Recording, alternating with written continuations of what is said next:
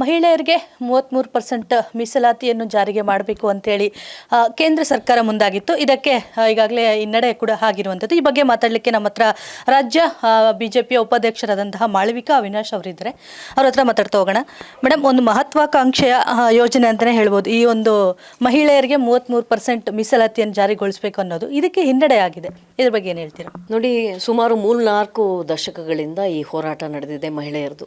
ಅದು ಸಂಸತ್ನ ಒಳಗೆ ಹೊರಗೆ ಎಲ್ಲ ಕಡೆ. ಪ್ರಧಾನಮಂತ್ರಿಗಳು ಮೊನ್ನೆ ಮಾತಾಡ್ತಾ ಈ ಏನು ಮಸೂದೆ ಇದೆ ಇದ್ರ ಬಗ್ಗೆ ಮಾತಾಡ್ತಾ ಒಂದು ಮಾತನ್ನು ಹೇಳಿದ್ರು. ಪಂಚಾಯತಲ್ಲಿ ಮಹಿಳೆಯರಿಗೆ ಮೀಸಲಾತಿಯನ್ನು ಕೊಡೋದಕ್ಕೆ ಪಾರ್ಲಿಮೆಂಟಲ್ಲಿರೋರಿಗೆ ತಕರಾರು ಅನ್ನಿಸ್ಲಿಲ್ಲ, ಯಾಕೆಂದರೆ ಅವ್ರ ಸೀಟ್ ಹೋಗುತ್ತೆ ಅನ್ನೋ ಭಯ ಇರಲಿಲ್ಲ. ಈಗ ಪಾರ್ಲಿಮೆಂಟ್ಗೆ ಮಹಿಳೆಯರು 33% ಮೀಸಲಾತಿ ತೊಗೊಂಡು ಬರ್ತಾರೆ ಅಂದಾಗ ಎಲ್ರಿಗೂ ದಿಗಿಲು ಪ್ರಾರಂಭ ಆಗಿದೆ. ಹಾಗಿರೋದು ಬೇಡ, ಬೇಕಿದ್ದರೆ ನೀವೇ ಇದರ ಎಲ್ಲ ಶ್ರೇಯಸ್ಸನ್ನು ತಗೊಳ್ಳಿ, ನೀವೇ ಎಲ್ಲ ಕ್ರೆಡಿಟನ್ನು ತಗೊಳ್ಳಿ ವಿರೋಧ ಪಕ್ಷದವರು. ಆದರೆ ದಯಮಾಡಿ ಈ ಮಸೂದೆಯನ್ನು ಪಾಸ್ ಮಾಡೋದಕ್ಕೆ ಎಲ್ಲರೂ ಸೇರಿಕೊಂಡು ಸಹಕರಿಸಿ ಅಂತ ಮಾತಾಡಿದ್ರು. ಆದರೆ ನೀವು ವಿರೋಧ ಪಕ್ಷದ ಕಡೆ ತಿರುಗಿ ನೋಡಿದಾಗ, ವಿಶೇಷವಾಗಿ ಕಾಂಗ್ರೆಸ್ ಪಾರ್ಟಿ ಇರಬಹುದು, ಸಮಾಜವಾದಿ ಪಾರ್ಟಿ ಇರಬಹುದು, DMK ಇರಬಹುದು, ವೆಸ್ಟ್ ಬೆಂಗಾಲ್ನ TMC ಇರಬಹುದು, ಈ ಎಲ್ಲ ಪಕ್ಷಗಳು ವಿರೋಧ ಮಾಡೋದರಲ್ಲಿ ನನಗೆ ಬಹಳ ಇದರಲ್ಲಿ ಪ್ರತ್ಯೇಕ ಅಂತ ಅನಿಸಿದ್ದು ಯಾವುದು ಅಂದರೆ, ಆ ಪಕ್ಷಗಳ ಮಹಿಳೆಯರೇ ಮಾತಾಡಿದ್ದು. ಅದು ಪ್ರಿಯಾಂಕಾ ವಡ್ರಾ ಅವರಿರಬಹುದು ಅಥವಾ DMKನ ಕನಿಮೊಳಿ ಅವರಿರಬಹುದು. ಇವರೆಲ್ಲ ಯಾವ ಧೋರಣೆಯಲ್ಲಿ ಮಾತಾಡಿದ್ರು ಅಂದರೆ, ತಮ್ಮ ಸೀಟ್ ಗಟ್ಟಿ ಇದೆಯಲ್ಲ, ಯಾಕೆಂದರೆ ಅವ್ರ ಪಕ್ಷಗಳೆಲ್ಲ ನಡೆಯೋದು ಒಂಥರ ಅವರು ಫ್ಯಾಮಿಲಿ ಪಾರ್ಟಿಗಳು, ಪ್ರೈವೇಟ್ ಲಿಮಿಟೆಡ್ ಥರ. ಅವರ ಸೀಟ್ಗಳಿಗೆ ಏನೂ ಕೂತು ಬರೋದಿಲ್ಲ. 33 ಮೀಸಲಾತಿ ಇರಲಿ ಇಲ್ಲದೆ ಹೋಗಲಿ, ಅವರೆಲ್ಲರೂ ಪಾರ್ಲಿಮೆಂಟ್ ಪ್ರವೇಶ ಮಾಡ್ತಾರೆ.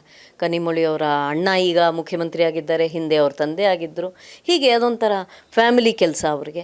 ಅದೇ ರೀತಿಯಾಗಿ ಕಾಂಗ್ರೆಸ್ ಪಕ್ಷದಲ್ಲಿ ತೊಗೊಳ್ಳೋದಾಗಿದ್ದರೆ ಅವರು ಪ್ರಿಯಾಂಕಾ ಅವ್ರ ತಾಯಿ ಲೋಕಸಭಾ ಸದಸ್ಯರಾಗಿದ್ದರು, UPAನ ಅಧ್ಯಕ್ಷೆ ಆಗಿದ್ದರು. ಅವರು ಈಗ ರಾಜ್ಯಸಭೆಯಲ್ಲಿದ್ದಾರೆ. ಹಿಂದೆ ಅವರ ತಂದೆಯ ತಾಯಿ ಆಕೆ ಪ್ರಧಾನಮಂತ್ರಿ ಆಗಿದ್ದರು.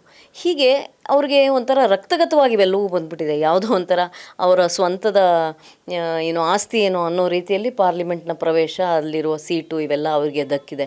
ಆದರೆ ಸಾಮಾನ್ಯ ಮಹಿಳೆ ಪಾರ್ಲಿಮೆಂಟ್ಗೆ ಹೋಗೋದು ಯಾವಾಗ? ಭಾರತದ ಸಾಮಾನ್ಯ ಮಹಿಳೆ ಅಸೆಂಬ್ಲಿಗೆ ಹೋಗೋದು ಯಾವಾಗ? ಇದು ನಮ್ಮ ಬೇಡಿಕೆ ಆಗಿತ್ತು, ಇದು ನಮ್ಮ ನಿಲುವಾಗಿತ್ತು. ಈ ನಿಲುವಿಗೆ ಸದ್ಯಕ್ಕೆ ಒಂದು ಹಿನ್ನಡೆ ಆಗಿದೆ ನಿಜ. ಆದರೆ ಮುಂಬರುವ ದಿನಗಳಲ್ಲಿ ತುಂಬ ದಿವಸ ಹೆಣ್ಮಕ್ಳನ್ನ ತಡೆದಿಟ್ಕೊಳ್ಳೋಕ್ಕಾಗತ್ತೆ ಅಂತ ನನಗನ್ಸೋದಿಲ್ಲ. ಈ ಮೀಸಲಾತಿ ಖಂಡಿತ ಜಾರಿ ಆಗೇ ಆಗುತ್ತೆ, ಒಂದು ರೀತಿಯಲ್ಲೋ ಇನ್ನೊಂದು ರೀತಿಯಲ್ಲೋ ಆಗೇ ಆಗುತ್ತೆ. ಆದರೆ ಒಂದನ್ನು ನೆನ್ಪಿಟ್ಕೋಬೇಕು, ಕಾಂಗ್ರೆಸ್ ಪಕ್ಷ ಇರಲಿ, DMK ಇರಲಿ, TMC ಇರಲಿ, SP ಇರಲಿ, ಭಾರತದ ಮಹಿಳೆಯರು ಅವ್ರನ್ನ ಎಂದೂ ಕ್ಷಮಿಸಲ್ಲ. ಮ್ಯಾಮ್, ಈಗ CM ಸಿದ್ದರಾಮಯ್ಯ ಅವರು ಸೇರಿದಂತೆ ಕಾಂಗ್ರೆಸ್ನಲ್ಲಿರ್ತಕ್ಕಂಥ ಅನೇಕ ನಾಯಕರುಗಳು ಕೂಡ ಹೇಳ್ತಾ ಇದ್ದಾರೆ, ನಾವು ಮಹಿಳಾ ಮೀಸಲಾತಿ ಬಿಲ್ ಏನಿದೆ ಅದರ ವಿರೋಧವಾಗಿಲ್ಲ, ಡಿಲಿಮಿಟೇಷನ್ ಏನು ಮಾಡ್ತಿದ್ದಾರೆ ಅದಕ್ಕೆ ನಾವು ವಿರೋಧ ವ್ಯಕ್ತಪಡಿಸಿರೋದು ಅಂತ ಹೇಳ್ತಿರೋದು. ಅದೇ ಅತ್ತೆ ಅಲ್ಲ ಮಗಳ ಗಂಡ ಅಂತ ಇದು, ಅಳಿಯ ಅಲ್ಲ ಮಗಳ ಗಂಡ ಅನ್ನುವಂಥ ಮಾತಿದು. ಅಂದರೆ ಡಿಲಿಮಿಟೇಷನ್ನ ವಿರೋಧ ಮಾಡಿದ್ರೆ ಇದೆರಡು ಲಿಂಕ್ಡ್ ಅಲ್ವಾ? ಈಗ ಹೇಗೂ ಸೆನ್ಸಸ್ ಆಗಲೇಬೇಕು, ಡಿಲಿಮಿಟೇಷನ್ ಆಗಬೇಕು, ಪುನರ್ವಿಂಗಡಣೆ ಜನಗಣತಿ ಆಗಬೇಕು, ಪುನರ್ವಿಂಗಡಣೆ ಆಗಬೇಕು ಅನ್ನೋದು ಆ ಒರಿಜಿನಲ್ ಕಾಯ್ದೆಯಲ್ಲೇ ಇದೆಯಲ್ಲ. ಅದಾದ್ರೇ ಮುಂದಕ್ಕೆ ಹೋಗೋದು ಅಂತ ಗೊತ್ತು. ಅದಕ್ಕೆ ಅಡ್ಡಿಪಡಿಸಿದ್ರೆ ಇದು ನಡೆಯಲ್ಲ ಅನ್ನೋದು ಅವ್ರಿಗೆ ಬಹಳ ಚೆನ್ನಾಗಿ ಗೊತ್ತಿದೆ. ಇದೆಲ್ಲವೂ ರಾಜಕೀಯ ತಂತ್ರಗಳು, ರಾಜಕೀಯ ಮಾತುಗಳು. ಮನಸ್ಸಿನ ಆಳದಲ್ಲಿ ಮಹಿಳೆಯರಿಗೆ ಮೀಸಲಾತಿ ಕೊಡುವ ಯಾವುದೇ ಉದ್ದೇಶ ಅವ್ರಿಗಿಲ್ಲ. ಮಹಿಳೆಯರ ವಿರುದ್ಧದ ಪಕ್ಷಗಳು ಇವೆಲ್ಲ. ಕಾಂಗ್ರೆಸ್ ಪಕ್ಷ ಇರಬಹುದು, ಸಿದ್ದರಾಮಯ್ಯನವರು ಇರಬಹುದು, ಕೇಂದ್ರದಲ್ಲಿ ರಾಹುಲ್ ಗಾಂಧಿ ಅವರು ಇರಬಹುದು, ಅದೇ ರೀತಿಯಾಗಿ ಮಮತಾ ಬ್ಯಾನರ್ಜಿ ಇರಬಹುದು. ಇವರೆಲ್ಲ ನನಗೆ ಬಹಳ ದುಃಖ ಅನಿಸೋದೇನು ಗೊತ್ತಾ? ಮಮತಾ ಬ್ಯಾನರ್ಜಿ ಕಳಿಸ್ಕೊಟ್ಟಿರುವಂತಹ ಹೆಣ್ಮಕ್ಳು ಈ ಬಿಲ್ ವಿರುದ್ಧ ಮಾತಾಡಿದ್ದು, ಕನಿಮೊಳಿ ಅವರು ಈ ಬಿಲ್ ವಿರುದ್ಧ ಮಾತಾಡಿದ್ದು, ಪ್ರಿಯಾಂಕಾ ಅವರು ಈ ಬಿಲ್ ವಿರುದ್ಧ ಮಾತಾಡಿದ್ದು. ಇವರೆಲ್ಲ ಮಹಿಳೆಯರ ವಿರುದ್ಧ ಮಾತಾಡಿದ್ರೆ ಈ ದೇಶದ ಗತಿ ಏನು? ಪ್ರಮುಖವಾಗಿ ರಾಜ್ಯದಲ್ಲಿ ಇರ್ತಕ್ಕಂಥ ನಾಯಕರುಗಳೇ ಆರೋಪ ಮಾಡ್ತಾ ಇರುವಂಥದ್ದು, ರಾಜ್ಯಕ್ಕೆ ಅನ್ಯಾಯ ಆಗುತ್ತೆ, ಅನುದಾನ ವಿಚಾರ ಇರ್ಬೋದು, ಮತ್ತು ಕ್ಷೇತ್ರ ವಿಂಗಡಣೆ ಆದರೆ ನಮಗೂ ಕೂಡ ಅನ್ಯಾಯ ಆಗುತ್ತೆ ಅಂತೇಳಿ. ಜೊತೆಗೆ ಮಹಿಳಾ ಕಾರ್ಯಕರ್ತರು ಇರ್ಬೋದು, ಮಹಿಳಾ ಮಾಜಿ ಶಾಸಕರುಗಳೇ ಈ ಬಿಲ್ನ ವಿರೋಧಿಸಿ ಪ್ರತಿಭಟನೆಗಳನ್ನು ಕೂಡ ಮಾಡ್ತಾ ಇರುವಂಥದ್ದು. ಹೌದು, ನೀವು ಮಹಿಳಾ ಮಾಜಿ ಶಾಸಕರು ಅಥವಾ ಹಾಲಿ ಶಾಸಕರು ಯಾರು ಅಂತ ನೋಡಿ, ಎಲ್ಲ ಯಾರ್ದೋ ಮಂತ್ರಿಯ ಮಕ್ಕಳಾಗಿರ್ತಾರೆ. ಅವ್ರಿಗೆಲ್ಲ ಸೀಟ್ ಗಟ್ಟಿಮ್ಮ, ಅವ್ರಿಗೆ ಬೇರೆ ಹೆಣ್ಮಕ್ಳು ಬಂದ್ರೇ ತೊಂದರೆ. ನಮ್ಮಂಥ ಸಾಮಾನ್ಯ ಮಧ್ಯಮ ವರ್ಗದ ಹೆಣ್ಮಕ್ಳು ಬಂದ್ರೇ ಅವ್ರ ಸೀಟು ಕೂತು ಬರೋದು ಅಂತ ಭಯ. ಅವರೆಲ್ರಿಗೂ ಸೀಟ್ ಭಾಳ ಗಟ್ಟಿಯಾಗಿದೆ. ಎಲ್ಲರೂ ಮಂತ್ರಿಗಳ ಮಕ್ಕಳೇ ಈಗೆಲ್ಲ ಹಾಲಿ ಮತ್ತು ಮಾಜಿ ಶಾಸಕಿಯರು, ಅಥವಾ ಈಗ ಸದ್ಯದ MP ಕಾಂಗ್ರೆಸ್ ಪಕ್ಷದಿಂದ ಒಬ್ಬಾಕೆ MP ಇದ್ದಾರೆ, ಅವ್ರ ಫ್ಯಾಮಿಲಿ ಅಂಥದ್ದು. ಅವ್ರಿಗೂ ಅದು ಪರಂಪರಾಗತವಾಗಿ ಬಂದಿರೋದಲ್ವ ಆ ಸೀಟು.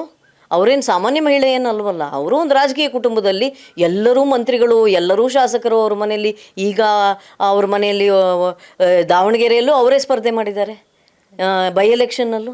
ಸೊ ಇದೆಲ್ಲ ಇಂತಹ ಮಹಿಳೆಯರೇ, ಸಾಮಾನ್ಯ ಮಹಿಳೆಯರಿಗೋಸ್ಕರ ಈ ಕೂಗು. ಈ 33 ಮೀಸಲಾತಿ ಅನ್ನೋದು ಸಾಮಾನ್ಯ ಮಹಿಳೆ ಈಗ ಹೇಗೆ ಪಂಚಾಯತಿಗೆ ಹೋಗಿದ್ದಾಳೆ, ಜಿಲ್ಲಾ ಪಂಚಾಯತ್ತು, ತಾಲೂಕು ಪಂಚಾಯತ್ತು, ಸ್ಥಳೀಯ ಸಂಸ್ಥೆಗಳು, ಇಲ್ಲೆಲ್ಲ ಹೇಗೆ ಸಾಮಾನ್ಯ ಮಹಿಳೆ ಹೋಗಿದ್ದಾಳೆ, ಹಾಗೆ ಅಸೆಂಬ್ಲಿಗೆ, ಪಾರ್ಲಿಮೆಂಟ್ಗೆ ಬರಲಿ ಅನ್ನೋದು ಆಗ್ರಹ. ನಿನ್ನೆ ಪ್ರಧಾನಿ ಮೋದಿ ಅವರು ಕೂಡ ಭಾಷಣ ಮಾಡ್ತಾರೆ. ಇಡೀ ದೇಶದಾದ್ಯಂತ ಎಲ್ಲ ರಾಜ್ಯಗಳಲ್ಲೂ ಕೂಡ ಈ ಬಗ್ಗೆ ಜಾಗೃತಿಯನ್ನು ಕೂಡ ಮೂಡಿಸಬೇಕು ಅಂತೇಳಿ ಕರೆಯನ್ನು ಕೂಡ ಕೊಡ್ತಾರೆ. ನೀವು ರಾಜ್ಯದಲ್ಲಿ ಯಾವ ರೀತಿಯಾಗಿ ಜಾಗೃತಿ ಮೂಡಿಸ್ಲಿಕ್ಕೆ ಒಂದು ಕಾರ್ಯಕ್ರಮಗಳನ್ನು ಆಯೋಜನೆ ಮಾಡ್ಕೊಂಡಿದ್ದೀರಾ? ಅನೇಕ ಕಾರ್ಯಕ್ರಮಗಳನ್ನ, ಜನಾಕ್ರೋಶದ ಕಾರ್ಯಕ್ರಮಗಳನ್ನು ನಾವು ಈಗಾಗಲೇ ಹಮ್ಮಿಕೊಂಡಿದ್ದೀವಿ. ಒಂದು ಪಾದಯಾತ್ರೆ ಒಂದು ಬೆಂಗಳೂರಿನಲ್ಲಿ ದೊಡ್ಡ ಮಟ್ಟದ್ದೊಂದು ಆಗಬೇಕು ಅಂತಾಗಿದೆ.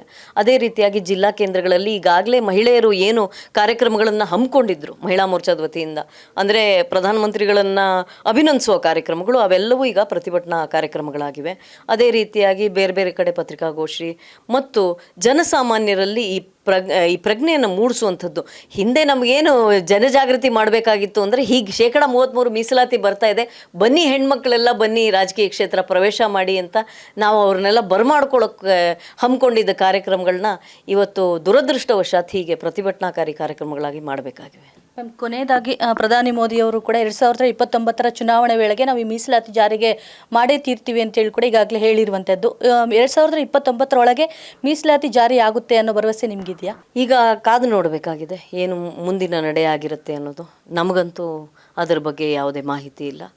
ಸದ್ಯಕ್ಕೆ ನಮ್ಮ ವಿರೋಧ ಈ ಮಹಿಳಾ ವಿರೋಧಿ ಕಾಂಗ್ರೆಸ್ ಬಗ್ಗೆ, ಮಹಿಳಾ ವಿರೋಧಿ ಎಲ್ಲ ಅವರ ಇಂಡಿ ಒಕ್ಕೂಟದ ಎಲ್ಲ ಪಕ್ಷಗಳ ಬಗ್ಗೆ ನಮ್ಮ ವಿರೋಧ ಸದ್ಯಕ್ಕಿದೆ. ಮುಂಬರುವ ದಿನಗಳಲ್ಲಿ ಯಾವ ರೀತಿ ಇದನ್ನು ನ್ಯಾವಿಗೇಟ್ ಮಾಡ್ತಾರೆ ಪ್ರಧಾನಮಂತ್ರಿಗಳು ಅನ್ನೋದನ್ನು ನಾವು ಕಾದು ನೋಡಬೇಕಾಗಿದೆ. ಆದರೆ ಮಹಿಳೆಯರಿಗೆ ಮೀಸಲಾತಿ ಬರೋದನ್ನು ಯಾರೂ ತಪ್ಪಿಸೋಕ್ಕಾಗಲ್ಲ. ಇದಿಷ್ಟು ಮಾಳವಿಕಾ ಅವಿನಾಶ್ ಅವರ ಮಾತಾಗಿತ್ತು. ಕ್ಯಾಮರಾ ಪರ್ಸನ್ ಗಜ ಜೊತೆ ರೇಣುಕಾ, ಸ್ಪೀಡ್ ನ್ಯೂಸ್ ಕನ್ನಡ, ಬೆಂಗಳೂರು.